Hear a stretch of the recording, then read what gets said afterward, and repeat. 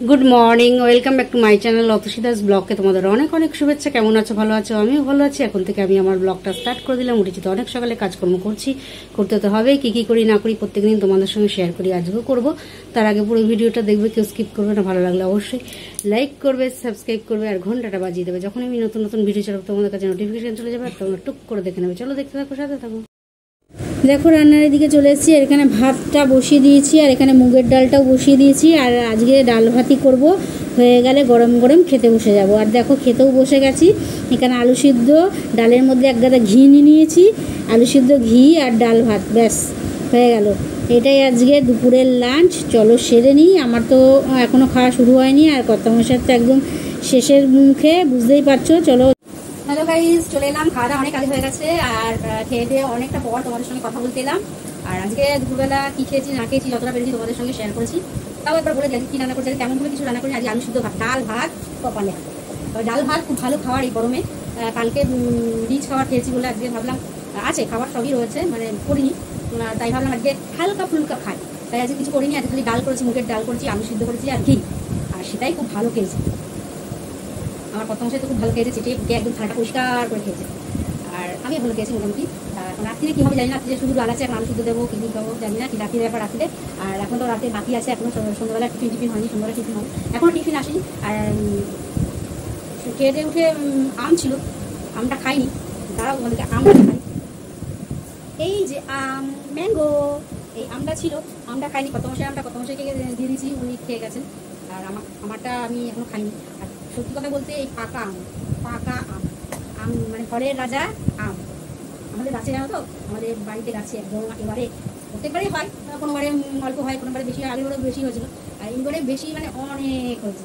পুরো গাছ ভরে আম হয়েছে, মানে পাকা কম, বোল বেশি, অনেক বোল পড়ে গেছে, নষ্ট হয়েছে। তারপরে যারা আম হয়েছে সেগুলো অনেক প্রত্যেকদিন পড়ে যাচ্ছে, আবার একটু নতুন হয়ে যাচ্ছে আম পড়ে পড়ে।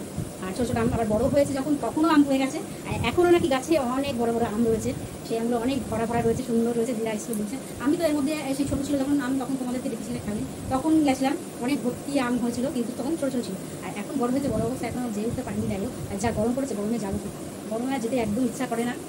আর তার থেকে বড় কথা, কত মশাই এখন সময় নেই যাওয়ার, সেই জন্য আর যাওয়া হচ্ছে না। দেখি কবে যাই। আর আমটাই দেখতে আমি বড়ো আমগুলো বড়ো হচ্ছে, দেখতেই পাচ্ছি না। ছাদে যাবো গিয়ে আমরা একদম ছাদে দাঁড়ালেই আমগুলো পাওয়া যায়, মানে ছাদের মধ্যে সব ঝুলে ঝুলে রয়েছে, মানে সুন্দর লাগে। আম খাওয়ার থেকে বড় কথা দেখতে, শুধু আম বলে না, যে কোনো ফল খাওয়ার থেকে বড় কথা দেখতে ভালো লাগে। আর সেই আমটা নিয়ে আমি যে কথাটা বলছিলাম, সেই কথাটা অন্যদিকে চলে যাচ্ছি না, এই আম নিয়েই কথা বলছি। যে মেন কথাটা হলো এই আমটা আমি সত্যি ভালোবাসি, খারাপ বাসি না। আমটা হলো আমের চাটনি, আমের ডাল, সব কিছু খেতে ভালোবাসি। আমের আচার মানে খুবই পছন্দ করি, বিশেষ করে সবই ভালো লাগে। কিন্তু পাকা আমটা একদমই ভালো লাগে না। হ্যাঁ, কোন পাকা আমটা ভালো লাগে? এই যে পাকা আমটা, এটা একটু শক্ত, আটো মানে শক্ত পাকা আম হলে, পিসগুলো শক্ত করে হবে, কাটলে তেমন ভালো লাগে। বলে ক্যাচক্যাতে যে কাটলাম, ভেতরে ক্যাচক্যাতে হয়ে গেছে, ওই আম খেতে একদম ভালো লাগে না। আর সত্যি কথা বলতে আমি আমের সময় পাকা আম খুব কম খাই। আমাদের বাড়িতে আম মানে বলতে গেলে রোজই আসেন, মাঝে মধ্যে আসে। আমার কথা মশাই তো খুবই পছন্দ করে, খান। আর আমি যে কেটেছিল আমি খাইনি, না কেটে দিয়েছিলাম ওনাকে, আমি খাইনি।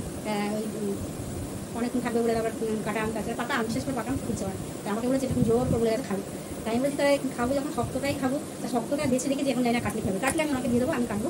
এটা যদি এটা বদ্ধ হয় তাহলে ওনাকে দিয়ে দেবো। শক্ত থাকে, আটা থাকে, তাহলে তোমাদের সঙ্গে শেয়ার করবো। আমি অনেক সময় ভুলে যাই, তোমাদের সঙ্গে শেয়ার করা হয় না, যে খেয়ে নিই তারপরে মনে পড়ে যা ভুলে গেলাম শেয়ার করতে, তেমন হয়। তা আজকে জানি না আমটা কী হবে। আমরা দেখতে তো বেশ ভালো, কিন্তু খেতে কেমন জানি না। উনি খেয়েছেন, আমি অবশ্যই শেষ করার টাইম পাইনি, খেতে উঠে আমটা খেয়ে বেরিয়ে গেছে, আমি টাইমটা পাই না। ওই আমি বাসনটা শুনছিলাম। আর তার চেয়ে বড় কথা আজকে হলো কালকে রাত থেকে জল ছিল না, কালকে রাত থেকেই পাম্পে জল নেই। তা খুবই কষ্ট হয়েছে। মানে জল না থাকলে স্নান না করলেও মানুষ বেঁচে থাকবে। তুমি স্নান না করলেও, জামা কাপড় না ধুলেও, চাদর পাদর বিছানায় জামা কাপড় না ধুলেও তুমি বেঁচে থাকবে। কিন্তু মেন হলো টয়লেট, পটি এইসব, ওইসব হলে, ওইসব তো আর চাপা যায় না। ওইসব তো আর হলে তো মানে ইয়ে করে যায়, খুব কষ্ট করে যেতেছিলাম এখন।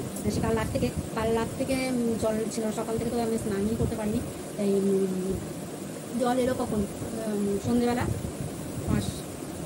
তখন ওই 5টা মতন বাজে, তখন গেছি স্নান টান করে, তারপরে ওই জন্য দেখছি আমার চুলটা পুরো ভেজা।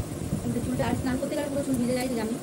তা তখন জল এসছে। আর আজকে তো সব আজকে কাজকর্ম করতে তোমরা তারা জল ছাড়া কী দিয়ে কাজ করছে। আর আমি তো জল ভরেও রাখি না, যে বালতি করে জল ভরে রাখলাম, বালতি সাজিয়ে একটাই বাথরুমে বালতি রাখি, তাতে আবার বিড়ালের জলে মুখ দেয়, ওই জলে মুখে চোখেও দেওয়া যায় না। তো যাই হোক, এই ঘরেও বা জল ভরে রাখি না, ঘরে খাবার জল থাকে। আর আর কেনা জল, এখানে জলের খুবই সমস্যা। এখানে কিনে আনতে হয়, ভাড়িতে দিয়ে যায়, ওই ভাড়িতে দিয়ে গেলেও সেটা কেনা কিনে নিতে, আর নাহলে কেনার ওই 2 পাইপ কেনা জল, অ্যাকোয়াগার্ড কেনা জল সব। জল কিনে কি যেটা তোমরা ভাবছো তাহলে তুমি কী দিয়ে কী করছো? রান্নাবান্না তো আমরা ওই জলে করি না, রান্নাবান্না এই কেনা জলেই করি। আর সেই জন্য রান্নাবান্না কেনা জলে করেছি। আজকে বাসন পর্যন্ত মেজেছি ওই কেনা জল দিয়ে, বাসন মেজে ধুয়েছি ধোয়াটা দিয়ে কেনা জল দিয়ে ধুয়েছি। সব মানে মোটের ওপর সব কাজই আজকে ওই কেনা জল দিয়েই করেছি এত পর্যন্ত, এই সন্ধ্যে পর্যন্ত। তারপরে তো এবার জল, তারপর তো চালিতে পাম, তারপরে স্নান করছি।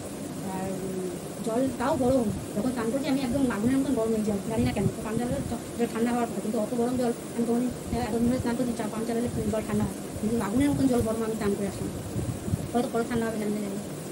এই হলো ব্যাপার। চলো আর বক করবো না, এখনও টিফিন আসেনি, এখন টিফিন কি আসে দেখি, কত বসে আসুক, খাই দাই, আবার তোমার সঙ্গে পরে শেয়ার করবো।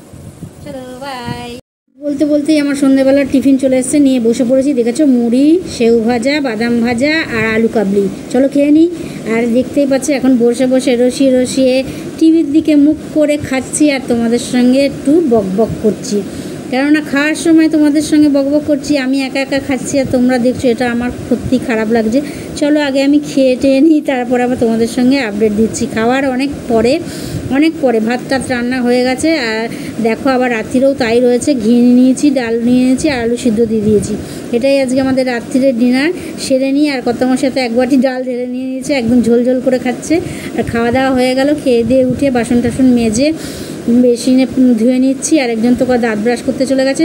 দুপুরবেলা তোমাদের সঙ্গে আমি বাসন মাজা দেখাতে পারিনি, কেননা এই কিছুক্ষণ আগে রাতের খাওয়া দাওয়া শেষ করে ওদিকে সমস্ত কাজকর্ম সেরে চলে এলাম তোমাদের সঙ্গে কথা বলতে। আর রাত অনেক হয়েছে সত্যিকারে, আজ অনেক রাত হয়ে গেছে, আর ব্লগটাও শেষ করতে হবে, সেই জন্য ভাবলাম না আগে তাড়াতাড়ি যাই, ব্লগটা শেষ করে নিই। আর একটু কাজকর্ম সেরে ওদিকে বাসন টাসন সমস্ত কিছু মেজে পরিষ্কার করে দাঁত ফাঁত ব্রাশ করে হাত মুখ ধুয়ে একদম চলে এলাম।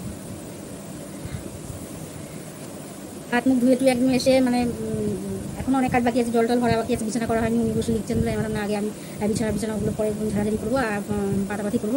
আগে ব্লগটা শেষ করে নিই। আজকে সকাল থেকে মোটের উপর টুকটুক করে দিনটা চললো। তেমনভাবে আজকে কিছুই রান্নাবান্না করিনি, ওই যে ডাল ভাত করেছিলাম, আজকে সারাদিন ডাল ভাত কপালে। আর রাত্রেও তাই করেছি, রাত্রে ডাল তো ছিলই, আলু সেদ্ধ আর ঘি দিয়ে খেয়ে নিয়েছি। আর তেমন কিছু করিনি, ডিম সবই ছিল, তেমন কিছু করিনি। ডিম ফিম করতে পারতাম, ডিম আর আজকে পূর্ণিমা নিরামিষ একটু খেলাম, বুদ্ধ পূর্ণিমা। আর বুদ্ধ পূর্ণিমা এখন লাস্টে বলছি সবাইকে অনেক শুভেচ্ছা, অনেক ভালোবাসা। যাই হোক চলো, সারাদিন তো আর তেমনভাবে তোমাদের সঙ্গে মনেও ছিল না যে বলবো বা কিছু। সকাল থেকে মনে ছিল, মানে আমরা বুদ্ধ পূর্ণিমার দিন আমাদের ওখানে বীরনগরে নদিয়া ডিস্ট্রিক্ট বীরনগরে উলইচণ্ডীর মেলা হয়, প্রচণ্ড পরিমাণে ভিড় হয়। প্রত্যেক বছর আমরা যাই, এবছরই যাওয়া হয়নি। যাই হোক এবছরে প্রত্যেক বছরই যায়, ওখানে প্রচণ্ড ভিড় হয়, মানে মা চণ্ডীর একদম জাগ্রত স্থান, যে যা মানত করে পূর্ণ হয়, মানে জানা কথা শোনা কথা। যাই হোক সবাই মানে নিশ্চয়ই তেমন কিছু আছে, নাহলে এত লোক, মানে শুধু ওইখানে বীরনগরের লোক না, অনেক দূর থেকে লোক আসে, মানে প্রচণ্ড ভিড় হয়। আর মানে ভোরবেলা মানে ভোর 4টে 3:30 4টে থেকে, মানে তার আগে থেকেই সব পুজো, মানে ভিড় তখন গেলেই একদম গিজ করছে লোক। আর তারপরে তো বেলা হলে তো আছেই। আমরাও ভোরের দিকে যাই, 4টে 4:30 নাগাদ আমরাও যেতাম ট্রেনে করে, 1-2 স্টেশন, আর 2 স্টেশন কালিয়ানপুর, তারপরে বীরনগর। প্রচণ্ড ভিড় হয় আর খুব ভালো লাগে। আর ঠাকুরটা বলতে একটা শিলা, ওইটাই মেন ঠাকুর। ধীরে সেই শিলা পর্যন্ত সবাই পৌঁছাতে পারে কিনা যায় না, অনেকে গিয়ে সব দিকে পান্ডারা বসে থাকে, মানে পুরোহিতরা বসে থাকে, ওখানেই পুজো দিয়ে চলে আসে। কিন্তু যারা জানে না তারা ওখানে পুজো দিয়ে চলে আসে, কিন্তু অরিজিনালি একটা শিলা আছে, সেই শিলাটাই মেন। ওই শিলাটা অবধি অনেকেই যেতে পারে কিনা যায় না, মনে হয় যেতে পারে না, কারণ যা ভিড়, ঠেলে ওই শিলা অবধি যাওয়া সম্ভব না। তবে আমরা জানি বলে যতই ভিড় হোক, ঠেলে ধাক্কা ধুক্কি খেয়ে চ্যাপটা হয়ে তা ওই শিলা পর্যন্ত কোনো মতন পৌঁছে শিলাকে ধরে পুজো করে তারপরে এসেছি। মোটামুটি প্রত্যেক বছরই যায়, 2-1 বছর হয়তো বাদ গেছে। যাই হোক এই আজকে বুদ্ধ পূর্ণিমার এই কথাটা বললাম। যাই হোক আজকে আর বেশিক্ষণ বকবক করবো না, কেননা ব্লগটা অনেক বড় হয়ে যাবে। সন্ধ্যাবেলা আজকে তোমাদের সঙ্গে অনেকটা সময় কত গল্প করেছি, বকবক করেছি। আর সারাদিন ওই মোটের উপর টুকটুক করে কাটলো। সন্ধ্যাবেলা দিয়ে টিফিনে খেয়েছি, আলু মাখা এনেছিলো, আলু কাবলি এনেছিলো, আর মুড়ি, চানাচুর, বাদাম ভাজা, এগুলো। চানাচুর মানে সেউ ভাজা, চানাচুর আজকে তো ছিল না, সেউ ভাজা আর বাদাম ভাজা ছিল, ওরা দিয়ে খেয়েছি। রাত্রিবেলা তো ভাত খেয়েছি। আর চলো আর বকবক করবো না, কারণ আজকে আর বকবক করতে আর একদমই সত্যি ভালো লাগছে না। আর বিশেষ বকবক করবো না, কারণ রাত অনেক হচ্ছে, আমাকে অনেক কাজ বাকি আছে, সেই কাজগুলো সারতে হবে। আর তোমরাও নাহলে ব্লগটা অনেক বড় হয়ে যাবে, তোমাদেরও দেখতে অসুবিধা হবে। মুঠের উপর আজকে মোটামুটি বেশ ভালোই কাটলো। আর টুক করে আর আজকে ভেবেছিলাম যে সেলাই করতে বসবো। দেখতে পাচ্ছ এই দেখো, এই পেছনটা দেখো, আমার পেছনটা দেখো, মেশিনের ওপরটা গোডাউন, ওই গোডাউন নামিয়ে তারপর আমাকে সেলাই করতে হয়। এই বিছানাটার উপর তখন হয়ে যায়, মানে একদম কী বলবো, বিছানাটা একদম ভরাট হয়ে যায়। এখন বিছানাটার উপর পরিষ্কার রয়েছে, তাও দেখাই না। ছাতা মাথা দেওয়াল ছড়িয়ে ছিটিয়ে রেখেছি, এখন বিছানাটার উপর যাও পরিষ্কার করে রেখেছি, ওইগুলো নামালে মনে হয় গোডাউন হয়ে যাবে, পুরো গোডাউন হয়ে যাবে, সুতরাং বসার জায়গা থাকে না। আর ওটা ওইগুলো তুলেছি, কাটাকুটি করতে গেলে একটা বোর্ড আছে, ওই বোর্ড পেতে আমি কাজ করতে হয়। নিচে করা যায় না, কারণ নিচে আলোটাও কম যায়, আর আবার এখান দিয়ে তো এইটুকু জায়গা দিয়ে যদি আমি নিচে পেতে করি তাহলে চলাচল করা যাবে না, আরেকটা মানুষ যদি ঢুকতে পারবে না, অসুবিধা হবে। সুতরাং নিচে কোনোভাবেই সম্ভব না, নিচে জায়গাটা কম। আর মেশিনটা এখানে আপনি বুঝতে পারছো কতটা, আমি এখানটা বসে কতটা জায়গায় একটা চেয়ার নিয়ে বসলে আর জায়গাটা আর পেছনে একজন এখনও খুব কষ্ট করে একজন বেরোতে পারে।